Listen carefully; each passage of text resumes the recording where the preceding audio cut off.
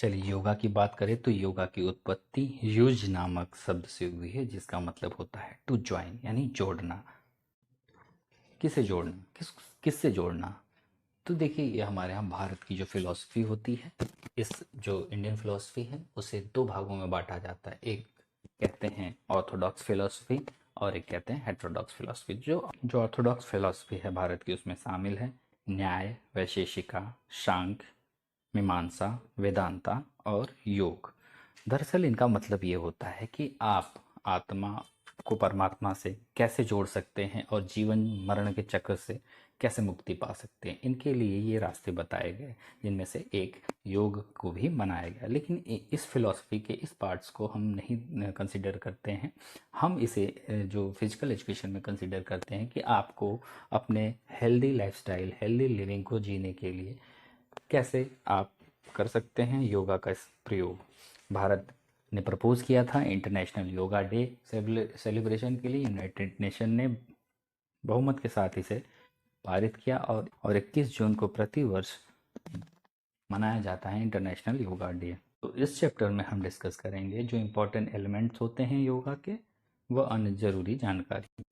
वैसे आप देखेंगे तो कई चाहे इंडस वैली सिविलाइजेशन में आप देखेंगे तो भी लोग योगा परफॉर्म करते थे।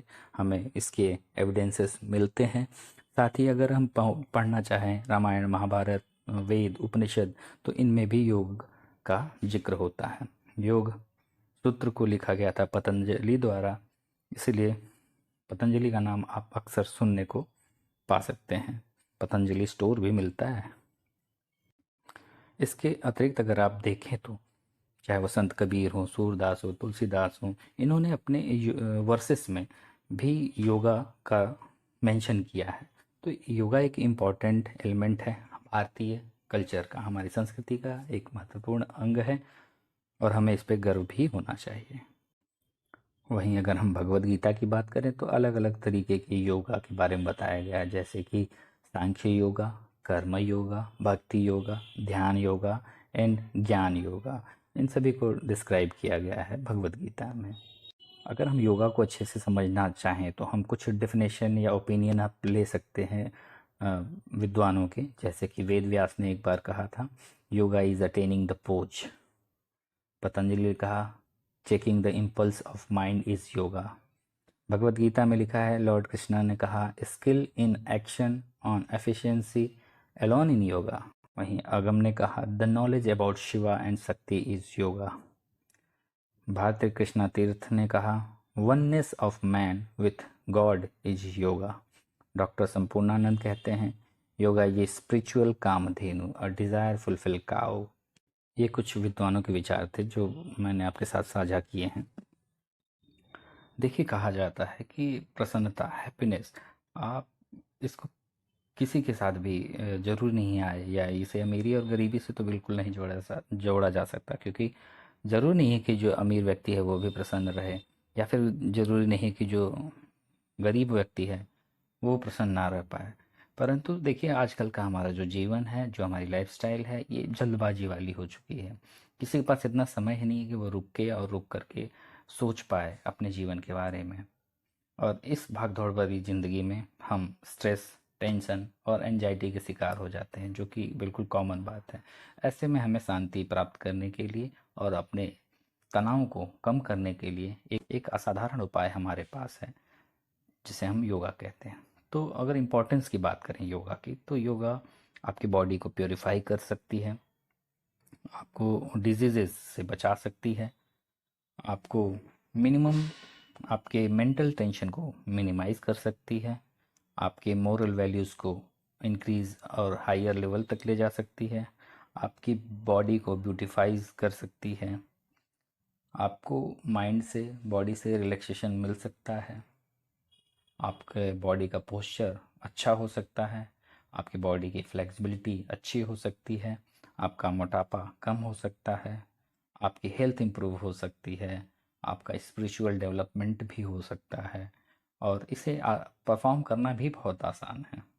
तो ये इन कुछ इम्पोर्टेंस को अगर हम समराइज़ करें तो हम पाएंगे कि जो आज की भाग दौड़ भरी जो ज़िंदगी हमारी है, इसमें हम योगा को साथी की तरह शामिल कर सकते हैं। आपने अक्सर अष्टांग योग का नाम सुना होगा। इसे ही हम एलिमेंट ऑफ योगा भी कहते हैं। इनके 8 अंग होते हैं, इसलिए इसे हम कहते हैं अष्टांग योग। ये 8 हैं: यम, नियम, आसन, प्राणायाम, प्रत्याहार, धारणा, ध्यान, समाधि। एक एक करके हम अब ब्रीफ में डिस्कस करेंगे। सबसे पहले यम। यम में शामिल होता है non violence, truthfulness, non stealing, celebrating और नॉन पॉजेसिवनेस। ये वही हिंदी में अगर आप कहें तो सत्य, अहिंसा, आस्तेय, अपरिग्रह इत्यादि। साथ ही आपको ब्रह्मचर्य का भी पालन करना है। हाँ, यही तो तुम्हारे लिए मुश्किल हो जाने वाला है। पर कोशिश की जा सकती है, आप प्रयास जरूर कर सकते हैं। फिर नियम में बात की जाती है प्योरिटी की, कंटेंटमेंट की, पिनेंस की, surrender to god, self study की। प्योरिटी में क्या, आपको कई क्रियाएं करनी हैं जो आपके शरीर को प्योरीफाई करते हैं, ठीक है, इसे शौच कहते हैं। दूसरा है कंटेंटमेंट यानी संतोष। फिर उसके बाद पिनेंस यानी तप करना है, ठीक है। फिर सेल्फ स्टडी, स्वाध्याय, खुद के बारे में जानना है। और अल्टीमेटली आपको खुद को सरेंडर कर देना है ईश्वर के नाम पर, ईश्वर प्रणिधाना। तो नियम के भाग होंगे शौच, संतोष, तपस, स्वाध्याय, ईश्वर परिनिधाना। इसके अलावा आपने आसन के बारे में सुना होगा। वैसे आसन को हम क्लासिफाई करें तो हम कई तरीके से क्लासिफाई कर सकते हैं। आसन को मुख्य रूप से 3 भागों में विभाजित किया गया है। सबसे पहला है ध्यानात्मक, इसे मेडिटेटिव आसना भी कहते हैं। इसमें मुख्यतः शामिल हैं पद्मासना, सिद्धासना। दूसरा है विश्रामात्मक आसना, इसे आप रिलैक्सिव आसना भी कह सकते हैं। इसमें शामिल है शवासना, मकरासना इत्यादि। इसके अतिरिक्त तीसरा है संवर्धनात्मक आसना, जिसे आप कल्चर ऑफ करेक्टिव कह सकते हैं।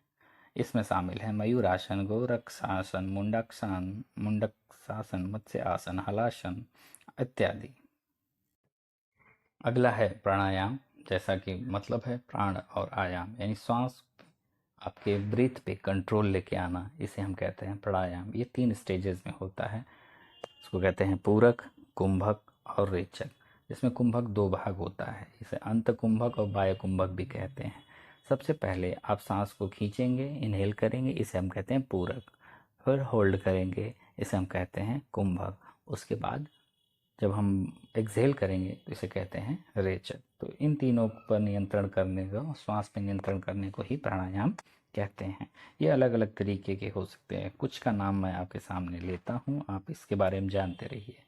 सूर्यभेदी प्राणायाम, अनुलोम विलोम प्राणायाम, भ्रामरी प्राणायाम, नाड़ी शोधन प्राणायाम, शीतली प्राणायाम, उज्जयी प्राणायाम, भस्त्रिका प्राणायाम, पल्लविनी प्राणायाम, चंद्रभेदी प्राणायाम, शीतकारी प्राणायाम। तो ये कुछ 10 इम्पॉर्टेंट टाइप के जो हमारे प्राणायाम हैं उनके बारे में आपने जाना। अगला है प्रत्याहार। इसमें हम सेल्फ कंट्रोल को अचीव करने का प्रयास करते हैं। देखिए, हम योग करते हैं तो हम अपने इच्छाओं पर नियंत्रण पाते हैं, अपने माइंड पे, अपने सेंसेस पे हम नियंत्रण पाते हैं। हम अडॉप्ट करते हैं गुड वैल्यूज़ को, और जो बुरी बातें हैं या बुरी वैल्यूज़ हैं हम उसे अवॉइड करते हैं। या आपको एब्सटेन करती है उन सभी बुरी चीज़ों से जिससे आप वो दूर रहना चाहिए। आप अपने सेंसेस को, अगर आपको पता है कि ये काम बुरा है, लेट सपोज चोरी करना बुरा है, और ये आपके सेंस में है, तो आप किसी भी तरीके से उसे करने नहीं जाएंगे, क्योंकि आपके सेंसेस इस बात से अवेयर हो चुके हैं। अगला है ध्यान। ध्यान आप अटेंशन को कह सकते हैं। आपको किसी भी एक पॉइंट पे कंसंट्रेट करने की प्रैक्टिस करनी पड़ती है, जिसे आमतौर पे आप माइंडफुलनेस में आप करते हैं। तो आपको कंसंट्रेट करना है मेडिटेशन के माध्यम से, या किसी पर्टिकुलर एक ही पॉइंट पे आप किसी भी एक चीज़ को अपने मन मस्तिष्क में इमेजिन कर लें। ज़रूरी नहीं है कि कोई ईश्वर से ही संबंधित हो, आप अपने माता पिता के चेहरे का फ़ोटो भी आप उसे इमेजिन कर सकते हैं। कुछ भी आप, जहाँ पे आपको पॉइंट पे इमेजिन करना है और बस फोकस एक जगह पे रखना है, तो इसे हम ध्यान में आना कहते हैं। और जो ध्यान होता है ये अगला स्टेप जो समाधि है उससे उसका स्टार्टिंग वाला स्टेज होता है। नेक्स्ट जो समाधि होती है, देखिए union of man with the universal spirit is समाधि। देखिए हमारा पहले से होता है आत्मा को परमात्मा में विलीन कर देना ही समाधि का भाग है, हालांकि आपको इसमें जाने की ज़रूरत नहीं है। तो ये रहे अष्टांग योग के 8 भाग जिनके बारे में आपको जानना है, और जो क्वेश्चन है एलिमेंट ऑफ योगा का, तो यहाँ पे आप इसको मेंशन कर सकते हैं। अब आगे हम पढ़ेंगे योगिक क्रियाज के बारे में। शतकर्म क्या होते हैं? हम योगिक क्रिया शतकर्म, शतकर्म का मतलब होता है 6, कर्म का मतलब एक्शन। आपको 6 कर्म ऐसे करने हैं जो आपके त्रिदोष, त्रिदोष में शामिल होता है कफ, पित्त और वात। कफ का मतलब होता है म्यूकस, पित्त का मतलब है बाइल और वात का मतलब वेंड। ऐसा माना जाता है कि आप प्राणायाम करने से पहले ये सत्कर्म जरूर करें और इन त्रयोदशों को, त्रिदोषों को दूर करने का प्रयास करें। हठ योग प्रतिबिका की माने तो इसके बिना करना आवश्यक, अगर यदि ऐसा लगता है हठ योग प्रतिबिका के अनुसार, अगर ऐसा है कि आपने ये त्रिदोष ऐसे ही दूर कर लिए किसी अन्य विधि से, तो आपको ये सत्कर्म करने की आवश्यकता नहीं है। लेकिन अगर नहीं है तो सत्कर्म योग और प्राणायाम से पूर्व जरूर करें। जो पहला कर्म है, यानी जो पहली क्लीनिंग प्रोसेस है, उसका नाम है नेति। नेति कई प्रकार के होते हैं। पहला है जल नेति। इसमें आपको अपने नाक से, एक नाक की तरफ से और जल को डालना है और दूसरी तरफ से निकालना है, ठीक है। या कभी कभी ये मुंह से भी निकलेगा, और ये जो नेजल पैसेज है आपका, उसे आपको क्लीन करना है। इसके जो बेनिफिट्स वगैरह हैं, और ये जो भी सत्कर्म है या क्लीनिंग प्रोसेस है, ये आपको अपने से नहीं करनी है जब तक कि कोई एक्सपर्ट व्यक्ति ना हो आपके सामने। ये डिस्क्लेमर है, ध्यान रखिएगा। इसको घर पे ट्राई ना करें जब तक कि आपको कोई एक्सपर्ट एडवाइस ना रहे साथ में। अगला है सूत्र नीति। इसमें धागे की सहायता से नेजल पैसेज को साफ किया जाता है। अगला है घृत नीति। इसमें घी के माध्यम से नेजल पैसेज की सफाई की जाती है। अगला है दुग्ध नीति। इसमें दूध के माध्यम से किया जाता है। मैं फिर से एक बार दोहराता हूँ, इसे बिना एक्सपर्ट एडवाइस के या बिना एक्सपर्ट के अवेलेबिलिटी के घर पे ट्राई नहीं करना है। अगली क्रिया है धौती, यानी कि इसमें क्लीनिंग करना है डाइजेस्टिव ट्रैक की। अभी नेति में हमने क्या क्लीन किया? नेजल पैसेज को। अब डाइजेस्टिव सिस्टम को क्लीन करते हैं। इसमें नंबर 1 है वस्त्र धौती। इसमें एक 22 फीट लंबे और 3 इंच चौड़े कपड़े की स्ट्रिप होती है। इसे निगल करके ओइसोफेगस तक की सफाई की जाती है, लेकिन जब तक एक्सपर्ट ना हो बिल्कुल ट्राई नहीं करना है। अगला है वमन धोती। इसमें क्या होता है कि हम पानी पीते हैं 2 से 3 लीटर, 4 लीटर, जब तक कि हमारी वमन का मतलब वॉमिटिंग है, वॉमिटिंग नहीं हो जाती, तब तक हम इसको परफॉर्म करते रहते हैं। तो इन 2 तरीक़ों से हम अपने डाइजेस्टिव ट्रैक को साफ़ करने का, क्लीन करने का प्रयास करते हैं। अगला है बस्ती, यानी इसको आप यौगिक एनिमा भी कह सकते हैं। ये भी हठ योग के हिसाब से 2 बताई जाती हैं, एक जल बस्ती और एक स्थल बस्ती, ठीक है। इसको डिटेल में बाद में समझेंगे। अगला है नौली। नौली का मतलब एब्डोमिनल मसाज। आपने बाबा रामदेव को देखा होगा, वो अपने पेटों को घुमाते हुए। ट्राई करिएगा, आप कभी घूमे तो अच्छी बात है, वैसे घूमता नहीं, इतना आसान तो होता नहीं है। अगला है कपालभाति। इसमें आपको फोर्सफुली एक्सहेल करना है, सिर्फ एक्सहेल करना है। एक बार आप लंबी इनहेल कर लेंगे, उसके बाद टुकड़ों में आपको एक्सहेल करना है 1 बाय 1 करके। एक बार आप देख सकते हैं बाबा रामदेव का योगा वाला सेशन, जिसमें वो कपालभाति अक्सर और अपने पेट के और सांस के पास वो माइक लगा कर रखते हैं। आवाज़ बहुत अच्छी आती है। इसके अतिरिक्त आखिरी 6वां है त्राटक क्रिया। त्राटक में क्या होता है, हम कंसंट्रेशन को इंक्रीज करने का प्रयास करते हैं, ठीक है। अब ये अंतर त्राटक भी होता है, बहिर त्राटक भी होता है, तो उसके बारे में आप डिटेल में बहुत ज़्यादा जानने की ज़रूरत नहीं है। आप फिलहाल इतना ज़रूर जानिए कि ये रिलेटेड किससे है। आप इसको प्रैक्टिस कर सकते हैं, कोई एक्सपर्ट एडवाइस ले करके आप अपने कंसंट्रेशन को बढ़ा सकते हैं।